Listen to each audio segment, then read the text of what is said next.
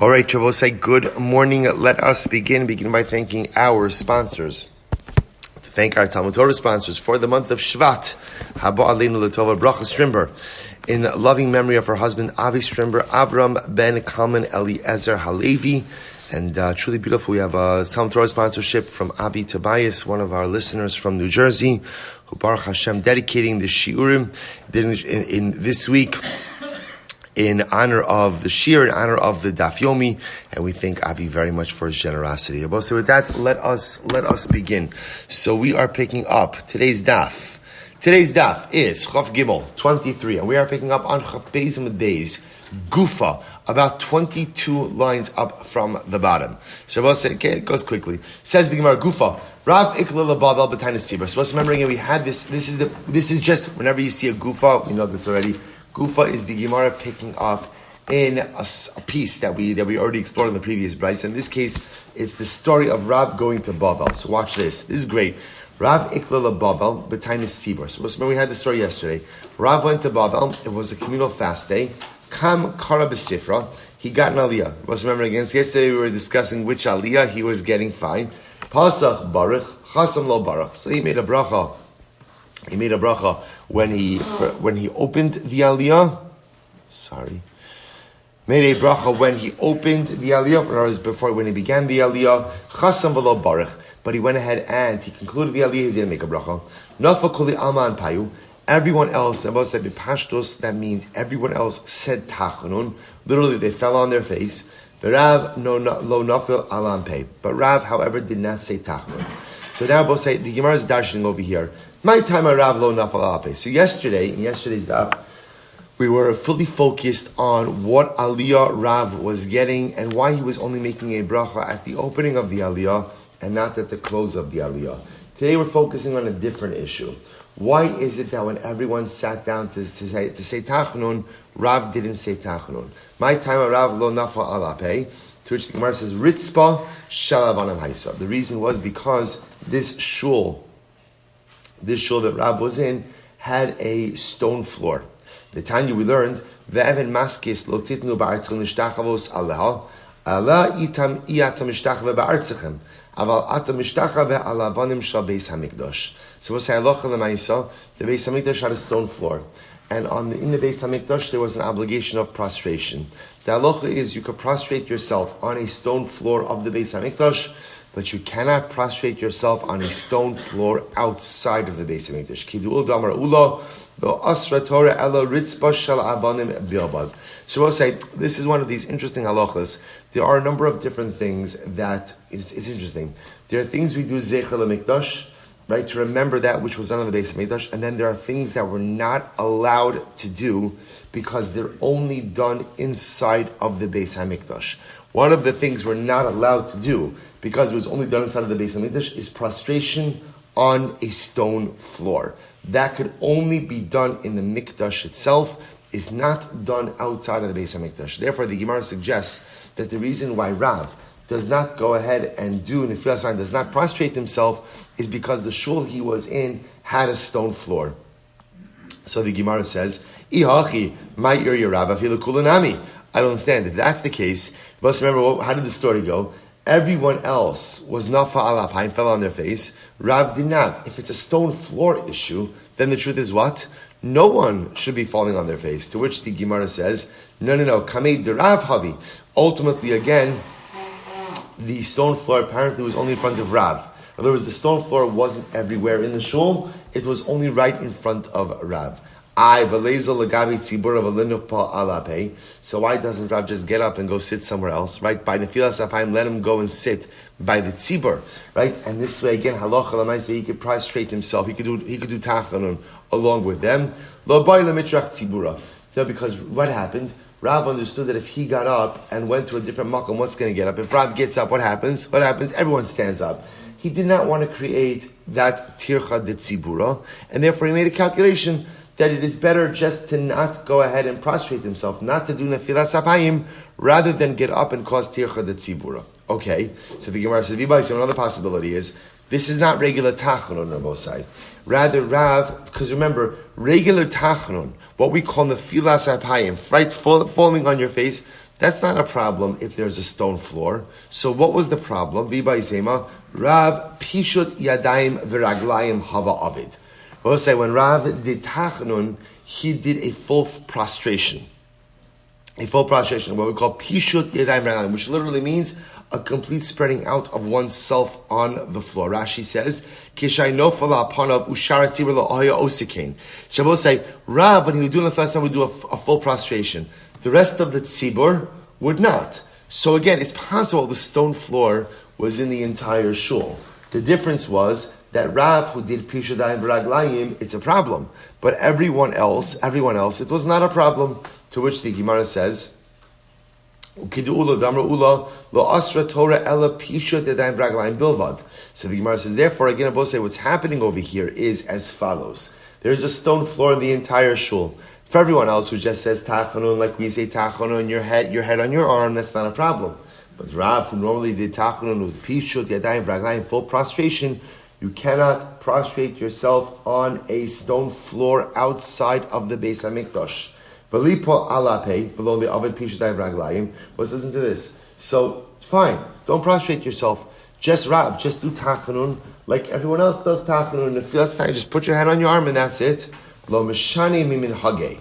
Very interesting. Rav did not want to deviate from his established practice. In other words, his established practice was pishut yadayim v'raglayim. He did not want to change that, and therefore it's interesting. There's a lot of fascinating pieces over here. So instead of changing his minhag, he just didn't do it at all, which is really quite fascinating. Okay, I will say another possibility. So I just want to point out, so far we have a lot of very interesting ideas over here. First of all, we have this idea that first of all, there's a form of tachanun, of pishut yadayim v'raglayim, a form of tachanun of complete prostration. That's number one. Number two, we have established you cannot prostrate yourself on a stone floor outside of the Beis HaMikdash. The concept of pishut yadayim v'raglayim, full prostration on a stone floor, is a practice solely reserved for the mikdash itself and cannot be replicated outside of the mikdash. The third possibility is Adam Chashuv Shaini.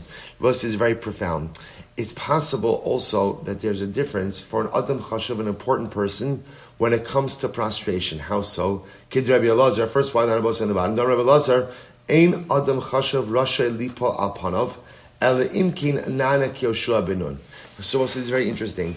An Adam Chashav, an important person, should not go ahead and fall on his face unless, of course, he's confident that he is going to be answered like Yoshua ben Nun. D'chsiv, Vayomer Hashem al Yoshua, Kum Lacha. Who says to Yoshua, stand up because I have answered your tefillas. Now, we'll say, now what's happening over here? Take a look at Rashi. V'bai Sema. Rashi says, Lo hayaragil lipa apanav, kilomar shaya adam chashav eino nofal apanav.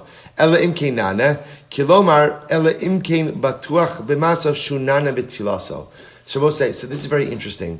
So what the Gemara now says over here is as follows. Rav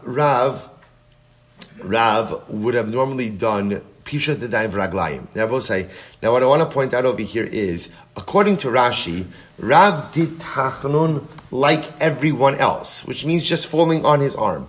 So what's happening over here that he would be falling on his face? Take a quick look at Tosas. Tosas says, Ein Adam Chashav Rasha Lipa Apanav Yushami Mefarish Hecha Shemispalel B'Shvil Hatzibor. Aval beinola bein atzmo shaper dami. We'll say if you bring this all together, it sounds like what the Gemara is saying is like this. Rav is in this shul, and it must have been that there was some type of tzibur need. Rav would have liked to have done pishut yadayim v'raglayim, full prostration, right? But he didn't do so. Why didn't he do so? Because an Adam Chashuv should not engage in full prostration unless, of course, he's absolutely sure that his tefillah will be answered. Now, the Gemara gives like Yoshua ben Nun, who is confident that his tefillah will be answered. Now, what's happening over here? Why can't an Adam Chashuv go ahead and prostrate himself unless, of course, he's absolutely confident that his tefillah is going to be answered? So, I will say, interestingly enough, this is a halacha in Shulchan Aruch. So the halacha says this is in Hilchos Nefilas Apayim, the halachos of Tachanun, Simin Kufram and Aleph Sivches. Ein Adam Chashav Rai Lisha Lipa Apanav Kishem Mispalo Ala Tzibor. So we'll say an Adam Chashav. So you see, by the Shulchan Aruch takes into account Tosas. An Adam Chashuv should not go ahead and prostrate himself, and daven for the tzibor, right? Unless, of course, he's ela imkein hu batuach sheyana ki Yoshua ben Nun. Unless, of course, he's 100% sure that he is going to have his tefillos answered like Yoshua ben Nun. Says the Mishnah Berurah, what's going on over here? The Mishnah Berurah says the keseifa le milsa shemahar shek. Because what we say, what's the concern? The concern is that if he davens publicly for the tzibor with pishut adayim v'raglayim, full prostration, and his tefillos aren't answered, what does that do? It erodes his communal standing. And the community needs to believe in its leaders. A community needs to believe in its leadership. Shabbos say, this is absolutely incredible. So the Gemara says, if you're a communal leader and you're davening for the tzibor, and remember again, pishut adayim v'raglayim is a pretty big display, right? Can you imagine you're in shul and you see the community leader mamish prostrate himself down out on the floor like this?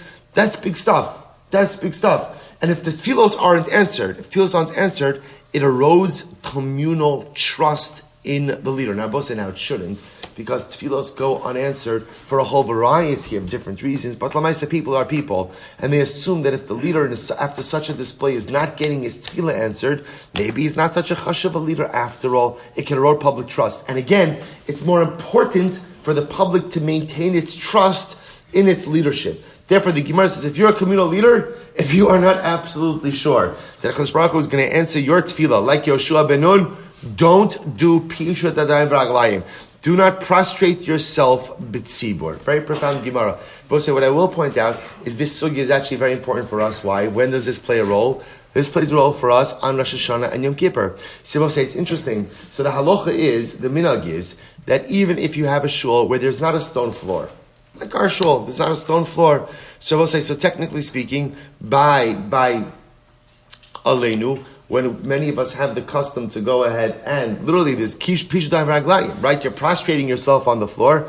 The minhag is that we still place something underneath us. Even though technically speaking, this is not a stone floor, person should still put something down, a paper towel or something else, because again, the minhag is we do not do full prostration on a floor outside of the Beis HaMikdash. The real halacha is a stone floor, but the truth is, Minhag Yisrael is really I saw this, who did it? Maybe Ari showed this to me, I think, right? Rabbi Zwag's Yeshiva, right, a while ago, sent out, it's actually beautiful, sent out this, prayer mat essentially, right, but a Jewish prayer mat, but a great chap. So again, this is our minhag, and again, it's based on this Gemara. Beautiful. But let's go ahead. So the Gemara talks about this a little bit more. The Gemara, which is also so, there's so much to say about this tension between, on one hand, recognizing that leaders are imperfect, but at the same time, leaders are human beings, but at the same time, the leader's obligation to make sure that he doesn't do things to make the public lose trust in him. Such a fascinating tension. So the Gemara goes right to Tanabana, Kida alapayim. Kida, Rabbi means full body prostration. Full body prostration, right? Literally falling on your face. Shneimar, vatikol b'sheva apayim aretz. Kriya, what we call kriya, bending al birkayim. That's on your knees. V'cheinu omer mechra al birkav hishtachava. What's hishtachava? Zu pishut adayim raglayim. That's full prostration. So I should say it differently. Kida is really falling on your face, right? Hishtachava is really full pishut adayim raglayim. So the Gemara says as follows. Levi, full prostration. Levi achvi kida. That will say Levi demonstrated kida in front of Rebbe ve'itla, and unfortunately he injured himself. Now itla literally means he became crippled, but it means is he injured himself. Now both say, now look at Rashi. This is actually pretty wild.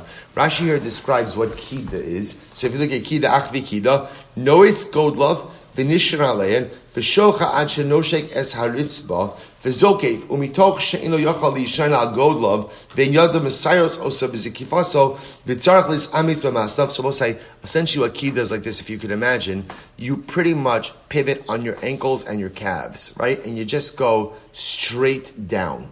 So if you can imagine, without bending your knees, you just bend straight down. So Levi did this, and apparently, again, the pressure it exerted on his calf muscles, right, or on his ankles was so profound that he became permanently injured. So the Gemara says, V'ha kakarma, is that what injured Levi? A person should never go ahead and speak in an accusatory fashion to HaKadosh Baruch Hu.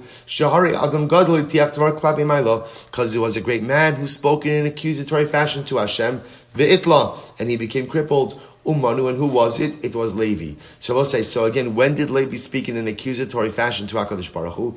So it's the Rashi, last line Rashi will say, we just had this in Tainus, that Levi said when there was a time when there was no rain, Levi cried out to HaKadosh Baruch Hu and he said, Alisa lemorom, vena tamashkiach abanechu, you have ascended to the heavens and you no longer care about your children.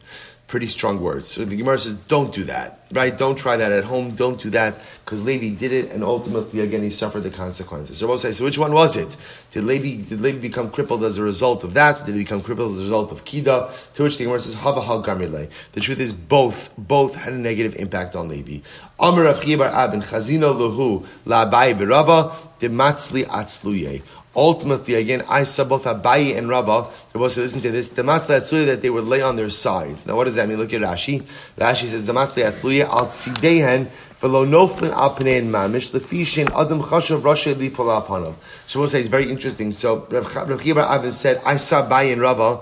When the tzibur would say tachanun, they wouldn't really fall on their face. Instead, what they would do is they would kind of go on their side a little bit, in conformance with the dictum that an Adam Chashuv should not fall on his face unless, of course, he's absolutely sure that his tefillos are going to be answered like Yoshua bin Nun. Now again, what I will point out over here is that halacha l'maisa, the Shulchan Aruch, when it codifies this halacha, which it does, understands that it's referring to what? Kida, right? It's referring to real prostration.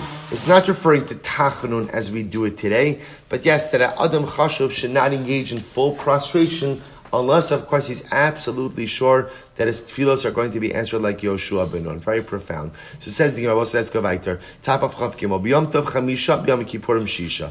So it says, remember again, our Mishnah said Yom Tov 5 aliyos, Yom Kippur 6 aliyos, Shabbos 7 aliyos. So Masnisin money, so we'll say, and remember again, the Mishnah said, Yom Tov and Yom Kippur you can't add on, but Shabbos you can add on. So many Masnisin, we'll say, who's, or Masnisin money, whose opinion is affected in our Mishnah? Lo Rabbi Yishmael, lo Rabbi Akiva, it's neither Rabbi Shimon nor Rabbi Akiva, the Sanya. So we'll say, listen to this Braisa. B'Yom Tov Chamisha and Kippurim Shisha, B'Shabbos Shiva, Yom Tov 5 aliyas, Yom Kippur 6 aliyas, Shabbos 7 aliyas, Ein Pochasin Mehem, you can never do any less, Ve'ein Mosifin Aleim, nor can you add on Divrei Rabbi Yishmael. So we'll say Rabbi Yishmael says 5, 6, 7, Yom Tov, Yom Kippur, Shabbos, can't do any less, but can't do any more, even on Shabbos. Rabbi Kiva says, B'Yom Tov Chamisha, B'Yom Kippurim Shiva, U'B'Shabbos Shisha. Rabbi Akiva says, Yom Tov 5 aliyos, Yom Kippur 7 aliyos, Shabbos 6 aliyos. Right? You can't do any less, but you can add on more. So we'll say the problem is, which of these opinions is reflected in our Mishnah? Money. I Rabbi Yishmael kasher tosafos. Can't be Rabbi Yishmael, because Rabbi Yishmael says that on Shabbos, you can't do hosafos, you can't add on aliyas, yet our Mishnah says you can. I Rabbi Akiva, kasha, shisha, v'shiva. And if it's Rabbi Akiva espouses an alternate order, right? In Rabbi Akiva's order, you read 7 aliyos on Yom Kippur, 6 on Shabbos. In our Mishnah, bless you read 6 on Yom Kippur, 7 on Shabbos. So what's going on over here? Amarav Tana de Rabbi Shmuel. It is a Tana de Rabbi Shmuel. The Tana de Rabbi Shmuel, B'Yom Tov Chamisha, B'Yom Kippurim Shisha, B'Shabbos Shiva, Ein Pochasin Mehen, Avam Mosifin Alein, Divrei Rabbi Yishmael. So we'll say, so we have a Tana de Rabbi Yishmael that says, no, that the words of Rabbi Yishmael are as follows, Yom Tov 5, Yom Kippur 6, Shabbos 7, no less, but on Shabbos we're allowed to add on aliyah. So we'll say, and this is the opinion reflected in our Mishnah. Here's the problem. Kashya to Rabbi Yishmael to Rabbi Yishmael. We'll say, now we have two contradictory views. Beforehand we said, first price Rabbi Yishmael said he agreed to the 5, 6, 7 model, but what did he say? You can't add on. In the second version of Rabbi Yishmael, he agrees to the 5, 6, 7 model, and you can add on Shabbos. So what's the pshat? To which the Gemara says, not a kasha. Trait noya alibud Rabbi Yishmael. Okay. I will say there are two different opinions, right? There's a machlokes in the position of Rabbi Yishmael. Beautiful. So we'll see, here we go. Man Tana Luhu Desanya. But listen to this Braisa. Great Braisa. B'yamtiv ma'acharin lavo ma'arin lotzei. So we'll say, in Yamtiv, people come late to shul, right? Or which, it doesn't, let me say that differently. It doesn't mean they come late to shul. It means we start shul later, right? Because people come later to shul, or ma'arin lotzei, and they leave early, right? Or they leave quickly. I shouldn't say, I keep saying early. They leave quickly, right? So we come later to shul. We start davening a little later, and people are leave. They're quick to leave. Now what's the pshat with that? Take a look at Rashi. Rashi says, third line down from the top. So we'll say, because why? On Yom Tiv, people before they leave for shul are what? Preparing their su'udah already, right? Because you want to come home from shul and you want to be able to eat. And we're quick to leave shul. Why? Mishum simchas yamtiv. Because you want to get the simchas yamtiv, you want to have the suda. So we start a little bit later to give people time to go and prepare their suda, and we leave quickly in order to engage in simchas yamtiv. I will say, by the way, I also point out over here, understand that in the days before refrigeration, so you had to do much more prep on Yom Tov itself. Like the halacha clearly indicates, when it comes to Hilchos Yom Tov, Rabbi say, we don't leave to Yom Tov things that we don't have to leave for Yom Tov. In other words, just because you have a dispensation of Ochal Nefesh on Yom Tov does not mean that one should spend their Yom Tov cooking, right? Ideally, one does whatever prep they can do before Yom Tov, and the Heter Ochal Nefesh on Yom Tov itself is there if you need it, right? But the goal, right, meaning a person who says, I like to have everything fresh on Yom Tiv, that's not the ideal way to spend Yom Tiv, right? Better to have food that's a little less fresh, but to have a true Yom Tiv, where you're not spending it in the kitchen preparing food. They're reflecting over here a reality of without refrigeration. So mamish, every day, you're making your food for Yom Tiv. So that's Yom Tiv. So the Gemara says, Yom Kippur, Yom Kippur, Memar Lavo, we come to shul early, because again, obviously on Yom Kippur, there's no food preparation. The Gemara says, Uma'acharin lotzes, and we leave late, because there's nowhere to go. So the Gemara is writing a lot of tefillos. B'Shabbos Memar Lavo, on Shabbos we come to shul early. We will say now, once again, there's no food preparation on Shabbos morning. In other words, you could prep stuff, but Lamaisa, there's no cooking, right? There's no real suda prep. Ultimately, again, umemarin lotzes, and we're quick to leave. Ultimately, because of Rashi says oneg Shabbos, because you want to enjoy this suda. So we'll say, whose opinion does this reflect? Now we'll say, here's what's interesting. Leimo Rabbi Akiva, the Islay Gavra Yisera. Now we'll say it must be Rabbi Akiva, because remember again, what did the Braisa say? On Yom Kippur, we come early, leave late. So the Gemara will say, listen to this, versus on Shabbos, we come early, leave early. So the Gemara says, that must be Rabbi Akiva. Because Rabbi Akiva says in Yom Kippur, you have 7 aliyos, and on Shabbos, you have 6 aliyos. So it's very interesting. It must say the reason you stay late on Yom Kippur is because you have a longer Kriyas HaTorah, and you leave early on Shabbos because you have a shorter Kriyas HaTorah. To which the Gemara says, no. I feel the Rabbi Shmuel. We both say the length of Yom Kippur davening has nothing to do with that extra aliyah. Rather, dinafesh sidura diyoma. The reason ultimately, again, that you leave later on Yom Kippur is because davening itself is much longer. Good. Sahani shlosha v'chamisha v'shiva keneged mi. So we'll say, so now we've established halacha l'maisa. We read 5 aliyahs on Yom Tov, 6 aliyahs on Yom Kippur, 7 aliyahs on Shabbos. You can never read any less than that. But halacha l'maisa, at least on Shabbos, you're allowed to make hosafas. Fine. First wide line. Hani shlosha v'chamisha v'shiva keneged mi. So we'll say, now we essentially know that leaving out Yom Kippur, we have a 3-5-7 model, right? We have 3 aliyos on Mondays, Thursdays, Shabbos, 5 aliyos on Yom Tiv, 6 aliyos on Yom Kippur, 7 aliyos on Shabbos. Where do those numbers come from? So it's very interesting. So the Gemara says, Pligi ba Rabbi Yitzchak bar Nachmani v'chad di'imei. Uman Yoshev ben Pazi, v'amr li Rabbi Yoshev ben Pazi v'chad di'imei man Rabbi Yitzchak bar Nachmani. V'amr li Rabbi Yishol bar Nachmani. So we'll say, so this is machlokes. What's the machlokes? Chad amar kineged berchas kohanim. So we'll say, very interesting. One says the model comes from berchas kohanim. We'll say, listen to this. Berchas kohanim has 3 verses. Interestingly enough, in verse number 3, there's 3 words. In verse number 2, there's 5 words. And in verse number 3, there's 7 words. So very beautifully, the 3, 5, 7. Like I said, Yom Kippur is kind of an outlier on this. The 3, 5, 7 model comes from Birchas Kohanim. Quite beautiful. I will say. So you say to yourself, what's the connection between Kriyas HaTorah and Birchas Kohanim? It's the same idea. The whole yisod of Birchas Kohanim is the bracha to channel blessing from the Ribono Shel Olam onto Klal Yisrael.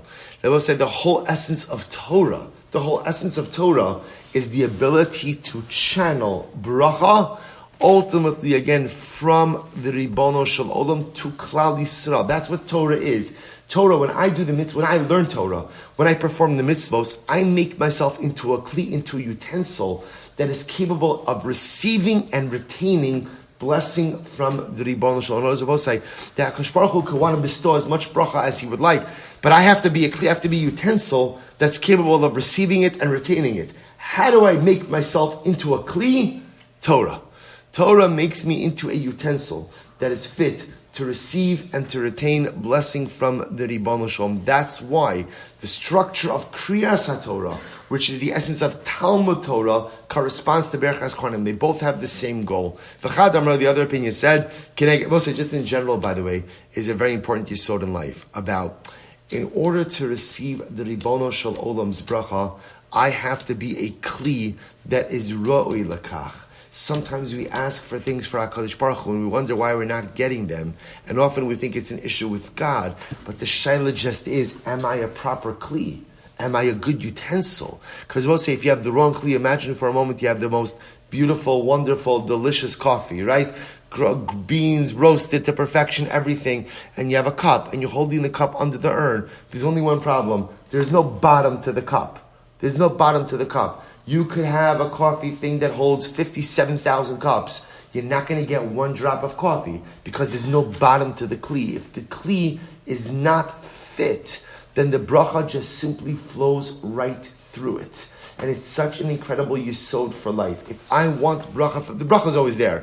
But if I want to hold, if I want to receive and to retain the bracha, I have to make myself into a kli haroi lekach. Am I a proper utensil? Am I a proper receptacle? And that's what Yiddishkeit is all about. Making myself into a kli. V'chad amar, kineged shlosha shomrei asaf, chamisha me'ra p'nei hamelech, shivra p'nei hamelech. So this is interesting. Other opinions said, no, it corresponds to, I will say in a human monarchy, right? There are different ministers, right? There are the 3 guards who guard the threshold of the king's palace room, 5 of the advisors who see the king on a regular basis, Shivra Pnei Melech, another 7 close advisors. So ultimately, again, so what is it that the aliyahs are structured after the guards in a palace, after the noblemen in a palace?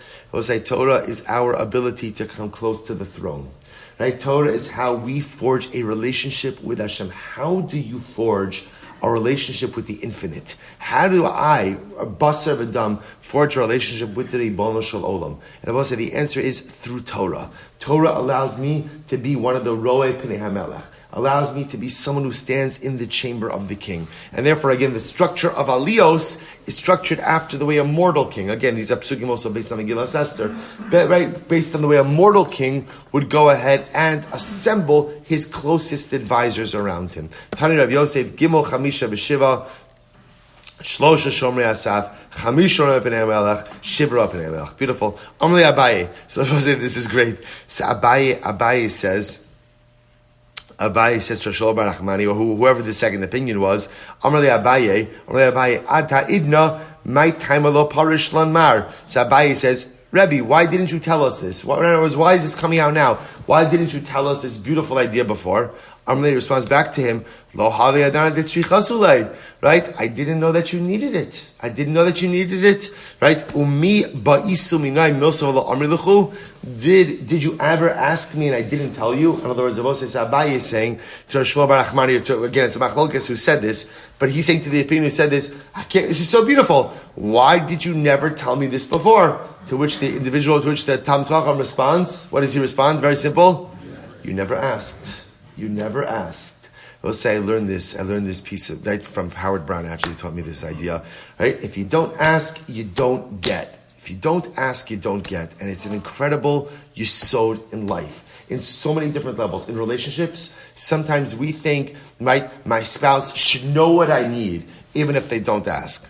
unless you're married to a Neviah, right? Or unless your wife is married to a Navi, right? No one knows what you need if you don't tell them. If you don't ask, you don't get. And in life in general, sometimes it's uncomfortable to ask, whether it's uncomfortable to ask for that raise, or it's uncomfortable to ask for the promotion, or it's uncomfortable to ask for the additional project in your career. If you don't ask, you don't get. In life in general, so also, and in Torah, if you don't ask, you don't get also. That's true in asking questions, but it's also true about saying, the greatest ask is when you ask of yourself, right? What more could I do? That's the greatest ask. If you don't ask, if you don't challenge yourself to say, what more can I do? You don't get. An incredible yesod in every area of life. Good. Menachem will tell the Shver that he was quoted in Daf Yomi.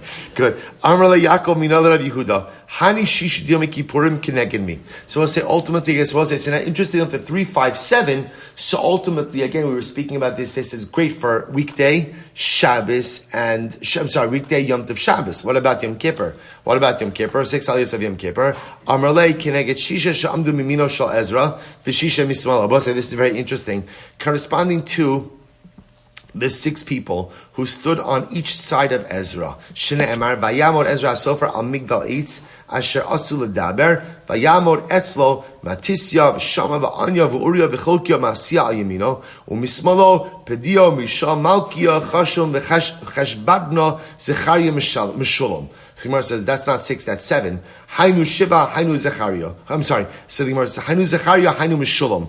Ultimately, Zechariah and Meshulom are the same people. V'Amaykar Meshulom. So why do they call them Meshulom? The Gemara says the Mishlam B'Ovdei. So interesting, Zechariah was also known as Meshulom. His name was Zechariah. Meshulam was more of a descriptive name. That Meshulam means that he was a person who was shalem in his avoda. Rashi says over here, Meshulam ba'avodei, ba'uvdei tamim b'masav. He was a person who was complete in his actions, right? In other words, he was a whole person. So whether that means uvdei, see, you would think b'pashtos uvdei means his avodas Hashem. Rashi seems to say over here that it's more in terms of his midos, the ma'asav, right? He's shalom in his actions. Okay, so it's 6. Therefore, I'll say, interestingly enough, that remember again, this is when Ezra was talking to Klal Yisrael from the courtyard of the Beis Hamikdash. So it's interesting to see that the 6 aliyos of Yom Kippur correspond to the 6 people who stood on each side of Ezra as he went ahead and delivered this speech to Klal Yisrael from the courtyard of the Beis Hamikdash. It could very well be that the connection over here is Yom Kippur is so centrally focused on the Beis Hamikdash, right? The essence of Yom Kippur is the avoda of the Mikdash. And therefore, again, the number of aliyos is gleaned from Ezra's drasha inside of the Beis Hamikdash, or in the courtyard of the Beis Hamikdash. Beautiful. Let's say very interesting Gemara. Tanabanan Hakol Olam Leminyan Shiva. Everyone could count towards the 7 aliyos of Shabbos. Afilu katan v'afilu isha. Even a child, even a woman. Aval Amru Chachamim Isha lo sikra b'Torah mipnei kavod tzibur. But again, Chazal said that better not to include a woman as one of the 7 aliyos. Out kavod hatzibor. Right now, we'll see now what does that mean? Look at Rashi. Mipnei kavod. Rashi says over here actually mipnei kavod Torah. Rashi says mipnei kavod Torah. Shelo ye kavod Torah v'kavod. No, I'm sorry, I'm getting ahead a little bit. No, kavod tzibor. So we'll say. So interestingly enough, the way the Maharsha, for example, explains this is as follows: that if a woman is given an aliyah, what it looks like is there's no knowledgeable man in the audience who knows how to go ahead and read the brachas. So it's kind of the same idea. We'll say that, the Gemara Maseches Brachos, we saw that technically speaking, a woman could make kiddush. A woman could make kiddush ultimately, again, even for her husband and for bnei beso. But the Gemara says, Tavalav me'ira, a curse should come upon a man whose wife is motzi him in kiddush. Why? Because it looks like the man is so ignorant that he's not even able to say his own kiddush. So again, the halacha is very interesting halacha. So when you see things like this, that technically speaking, a woman is permitted to participate, and we have these ideas of kavod hatzibor or kavod Torah. Again, a much deeper topic, a very fascinating halachic topic, but it is interesting to see that Me'ikar Adin, the Gemara says, a woman, a katan, could participate in the 7 aliyos. See, the Gemara says as follows. Interesting shayla. Maftir ma'ashiyala leminyan shiva. I will say, what about maftir? So now we know on Shabbos, you have to read 7 aliyos. Here's the shayla. Is maftir one of the 7 or not? Right, is maftir one of the 7. Shavuos Sedush the Gemara. So Rav Huna Rabbi Yirmiyah bar Abba Chad Amar Ola v'Chad Amar Eina Ola. One opinion says yes, Ola means it counts as part of the 7, and one opinion says it does not count as part of the 7. Man da Amar Ola da Hakari. The one who says it counts because we read it. In other words, we'll say why wouldn't it count? Why wouldn't it count? In other words, if you're reading it, then why would it not count as one of the 7? Man da Amar Eina Ola kidu Ula. Da Amar Ula. So we'll say the one who says that it doesn't count, he holds like Ula. What does Ula say? Mipnei maha maftir ben Avi Strimber Torah. So let's listen to this. Why is there a maftir? Right? Remember again, who gets maftir? The person who's going to read the Haftorah. So why not just read 7 aliyahs, give someone a Haftorah, and gamarnu? Why does the person who gets the Haftorah also have to get an aliyah? Right? Why is that important? So the Gemara says, Mipnei maha maftir ben Avi Strimber Torah. Tchila. I'll tell you why. Mipnei kavod Torah. We'll say this is alt kavod Torah. Look at Rashi. Bnei kavod Torah. Shloye kavod Torah v'kavod navi shava. V'chevan de mishum kavod Torah hu lo mishum chova lo miminyana. Let's listen to this because we're concerned. What's the concern? The concern is if you give 7 people aliyos and then someone reads the Haftorah, it looks like you're putting the Haftorah and Torah on the same level. So instead, what we do is we say if you're going to read the Haftorah, the first thing you need to do is what?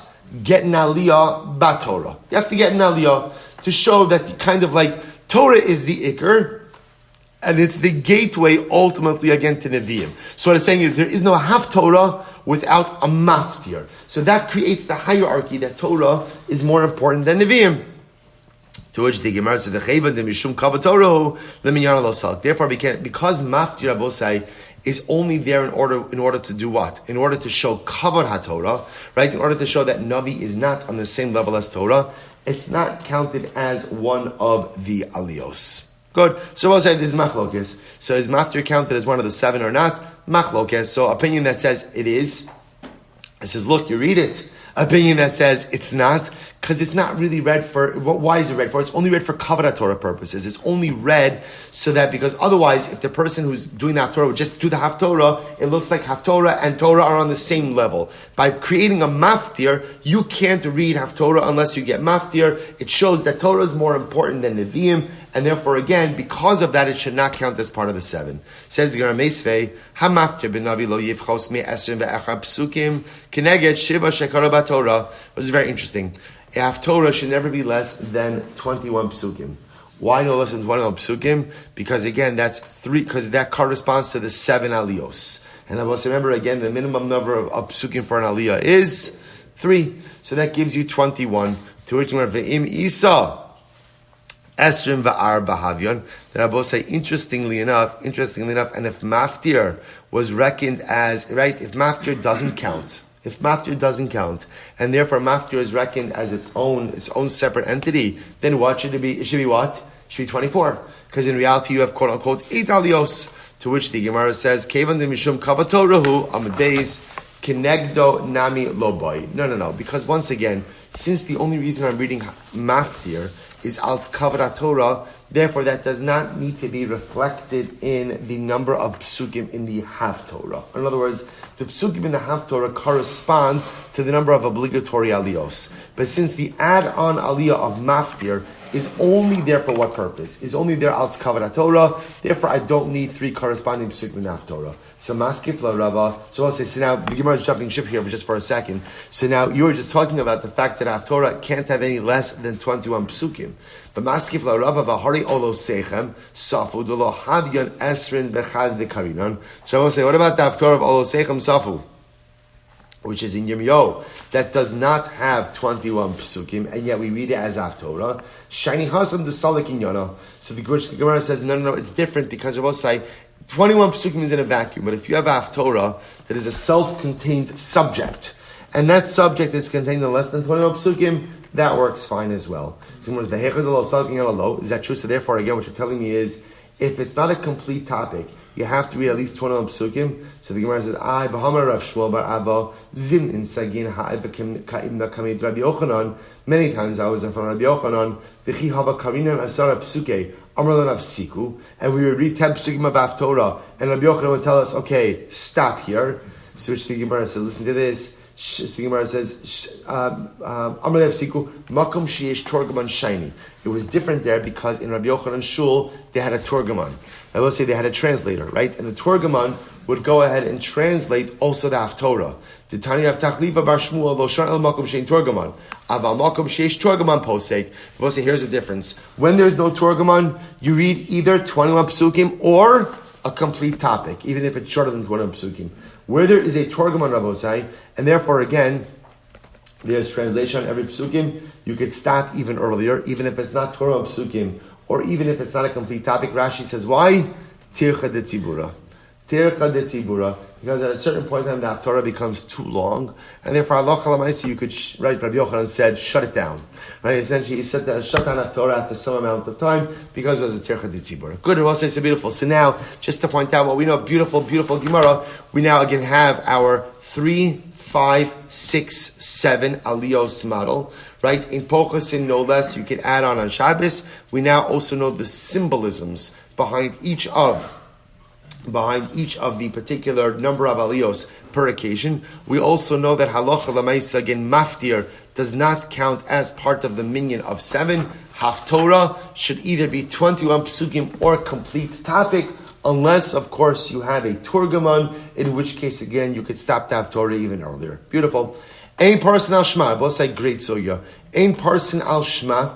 So I'll say, what's parson al shma? Both say we had this actually in Mishnah Yomi. Look at Rashi. Ein parson al shma. So this is a great case. Minyan habala beit. I'm reading Rashi. Minyan habala beit saknes. It's la'achar shekarot tzibur es shma. So listen to the following situation. Let's say you have 10 people who came to shul late, and they came essentially after shma, which Rabbi say means what? Means what? They missed Baruchu and Kriyas Shema. So they could do something very interesting. Echad Omer. So Omeit Echad v'Omer Kaddish u'Baruchu u'Bracha Rishona shebe Kriyas Shema. So we'll say what you could do is if you have 10 people, therefore, who missed Baruchu together, what you could do is they get together. One person says Baruchu, and the first bracha of Shema, what we call Yotzer HaMa'oros, right? The first bracha of Kriyas Shema. I will say that's called Parson al Shema. The reason it's called Parson is because pros means a piece. You're not going to say both brachos Kriyas Shema. You're only saying one bracha of Kriyas Shema, but this allows you to get Baruch Hu. That's essentially what's happening over here. It allows you to get Baruch Hu. It also allows you to recite the Kedusha of Baruch Hu. So you recite Baruch Hu, Kadosh, right? You say Baruch Hu, Kadosh, Kadosh, Kadosh, until the end of the bracha of Yotzer HaMa'oros. So it allows you to get Baruch Hu and Kedusha. So Parson Hashma, Vein Orv Ne'ateva, you can't daven, right? You can't appoint the Chazan. Vein Nosnes Kavin, you can't Duchen. Vein Karmatar, you can't lane. Vein Maftir Melav, you can't do Haftorah. Vein Osin Maimot Umoshav. So we'll say, you're going to see whether the theme over here, these are all things you cannot do without a minyan. You can't do Ma'amad Umoshav. Then I will say, what's Ma'amad Umoshav? Take a look at Rashi. Ein Osin Ma'amad Umoshav, Lameis. Kishenosin as hames lekovro hayu yoshvin zayin pamim lifkos as hames. So listen to this. It's actually quite moving. Levayas in the times of the Mishnah looked very different. They would escort the mace, right? So they'd be accompanying the deceased. And what they would do is over the course of their trip to the cemetery, they would stop 7 times. And during each stop, they would deliver eulogies. So Rashi says, "Livkos as hames v'arotza l'sopto yispod v'achitanya in pochsim yishiva ma'amados u'moshav." So we'll say this is called ma'amad u'moshav because they would stop, sit, eulogize, cry, get up, go, stop, sit, eulogize, and they would do this 7 times. That's called ma'amad u'moshav. Vein omer berchas avelim. You do not recite berchas avelim. Again, we'll discuss in the Gemara what that is. V'tanchume avelim. So we'll say tanchume avelim. Ultimately, again, is after the burial, they would form lines, and the mourners would walk through the lines. And that's when you would say Amakom Yinachim Eschem B'so Shai B'Leitziam B'Yerushalayim. Berchas chasanim, which we assume for now means Sheva brachas. Vein mezamnin b'shem, and we don't go ahead and recite benching with the Shem Hashem. All of these cases, pachos me'asara. Rabbi said, come down amongst all these mentioned in the Mishnah is, you need a minyan. You need a minyan. Or bekarkos, Rabbi says, interesting case. What's the case of karkos? This is a situation where you want to redeem land from hekdesh. So Rabbi said, if you want to redeem land from hekdesh, there is a special process that is employed in order, because remember again, in order to redeem something, you need proper valuation. How is that proper evaluation done? Tisha the Kohen. So ultimately, again, you need 9 people. You need a minyan, but there must be at least 1 Kohen in that minyan. 9 people and a minyan va'adam ki yotzei bahem. Right? Rashi says over here the same idea is if a person wants to go ahead and literally, it sounds like redeem himself. But we'll discuss in the Gemara what it actually means. What it really is referring to over here, if a person wants to pledge his value to the Beis HaMikdash, the way we evaluate a person, once again, is also with a minyan. That minyan could be up to 9 Yisraelim, but you always need 1 Kohen. Beautiful. I will say, so let's analyze. The Gemara will say, so this is great. So these are all examples of things for which you need a minyan. To which the Gemara says, how do we know the concept of a minyan?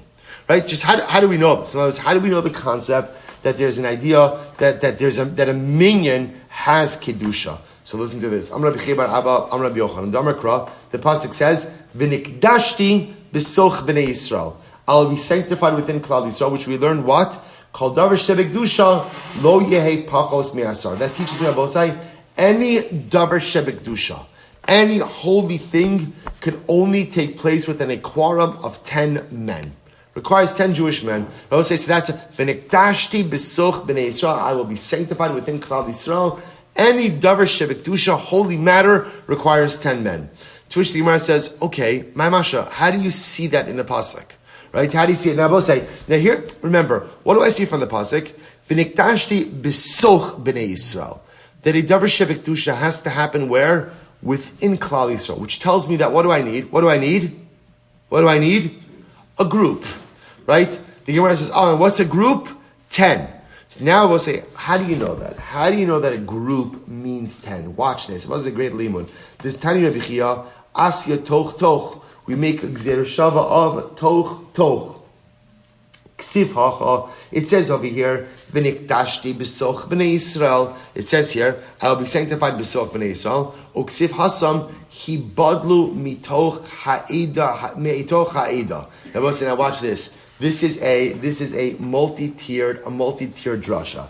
So I'm saying, now listen to this. So it says again, on one hand, v'nikdashti, so follow the drasha. V'nikdashti b'soch b'nei Yisrael. Okay, that's number 1. Number 2, hibadlu mitoch ha'ida razos. Now we'll say, now remember again, toch, what is this talking about? This is Korach. Right? Hibadlu mitoch ha'ida razos. Watch this. Va'asya eda. We have another gzir shav of eda, dichsiv hasam, admasai le'ida hara hazos. Now we'll say, who is that by? That's the Meraglim. Right? And now remember again, who's the eda hara by the Meraglim? Who's the eda hara? 10 Meraglim. Because remember again, Yoshua and Kalei Mala Alon Asara Afkan Asara. By the Meraglim, the Eda Hara was only 10. Because Yoshua and Kalei were not part of the bad Eda. So therefore, I will say, therefore we see it's a minyan. We'll say, look at this wild limud. So here's what we've got. Here, just follow this is a progression. V'niktashti b'soch b'nei Yisrael. I'll be sanctified within Klal Yisrael. Tells me, for any davar shebekdusha, I need a group. What's a group? So again, we make another gzera shava of hibadlu misoch ha'eda harazos. Toch. Separate yourself from this Eda. Right? Eda is also a group. What's the definition of Eda? What's the definition of Eda? What's the definition? Admasai le'eda hara hazos. So I will say essentially, and that refers to the Meraglim, 10. So it's Eda, Toch gives you a group of 10. I will say, do you understand the incredible and enormous limud over here? Where do we learn our minyan from? Where do we learn our minyan from? From the Meraglim and from Korach. That's where we learn a minyan from. I will say, which teaches you that even the greatest Rishayim are capable of creating Kedusha. And I will say, there is no such thing as a Jew or as a group of Jews who are not capable of Kedusha. The concept of a davar shebekdusha only happening inside of a minyan is learned that from Korach and is learned from Meraglim. We think that when we make mistakes in life, we divest ourselves of our personalistic Kedusha.